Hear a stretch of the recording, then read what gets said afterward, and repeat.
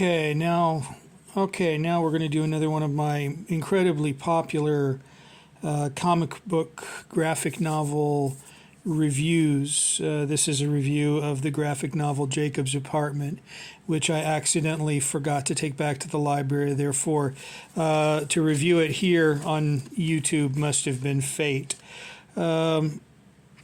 It's an interesting little graphic novel. I'll give you an example of the artwork here. It looks like the autofocus is going to cooperate with me, although there's a bit of a glare. Well, maybe there it goes. There's a bit of a glare on the lens, or from the light. So there's always these sort of technical glitches when we try to do these things. This is basically a graphic novel about let me move my little role-playing man. Poor Jacob here, who lives with Sarah. Jacob lives in a dark apartment. Let's see. Those are his fantasies, apparently. As you can see, his fantasies about Sarah. Jacob's father has cancer or is dying, and has a mustache that sort of curls up like the bass player from Husker Du. He lives in a platonic relationship with Sarah in this dark house in the middle of nowhere. I think it's somewhere in the southwest.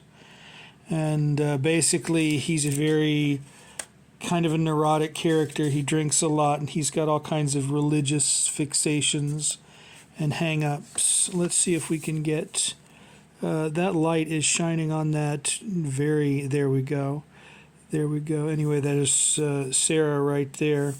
Sarah is an aspiring writer and publisher, and Jacob is a comic artist, and he's got a very dark outlook on life, very religious, very repressed. At first I thought he was supposed to be gay, but I guess not. They both knock back a lot of alcohol. They're both sort of Gen Z slacker types. I don't know what they call them today. Anyway, Sarah gets involved. They apparently have feelings for each other. But Sarah gets involved with a professor who becomes a bigwig in the publishing industry. Jacob has all kinds of religious fixations and hang-ups based in his childhood experiences, childhood abuse and bullying. And he's frequently lectured by this guy about things.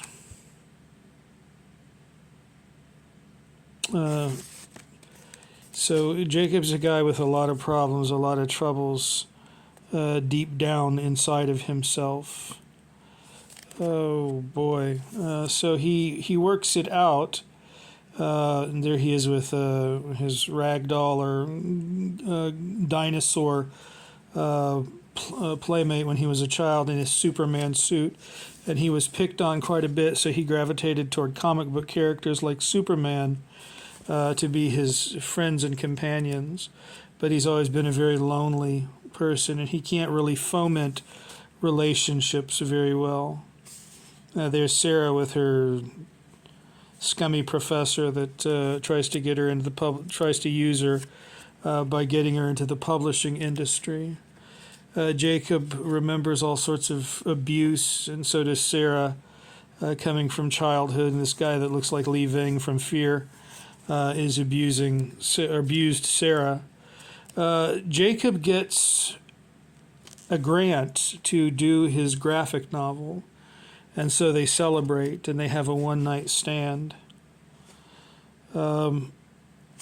It's an interesting comic. I did finish it. It's not obviously science fiction or superhero, but it does play with a few of those themes in this guy's life as being important, as being his image of what could protect him, what could save him in such a friendless existence. I'm not sure exactly what this is supposed to be saying, except that some people are never going to Some people are never going to adequately fit in. They're always going to question why life is the way it is, and they're never going to be able to make the attachments, accept the connections that they should, except that they make them in a fantasy world that is never quite as fulfilling, or is actually kinder to them, but is never quite as real or fulfilling. And so for that reason, it takes an important look, although it doesn't really guide the reader as to what they should feel or how they should interpret it. It's just a story of a very lonely man. Joshua Kimble is the artist and writer of Jacob's Apartment. At first I thought it was some kind of religious comic, because it does deal with those religious themes, and the themes of why, for instance, right there where the bullies are, young Jacob in his little Superman suit, and the bullies are beating him up and breaking his glasses, and they tear the stuffing out of his toy dinosaur.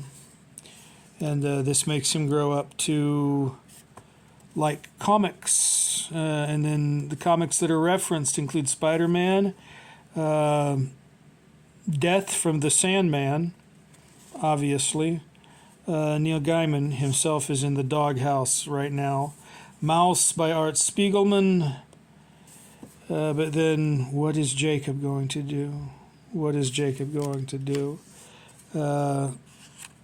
Life remains dark and bitter for him. Others seem to get the rewards that are coming to him.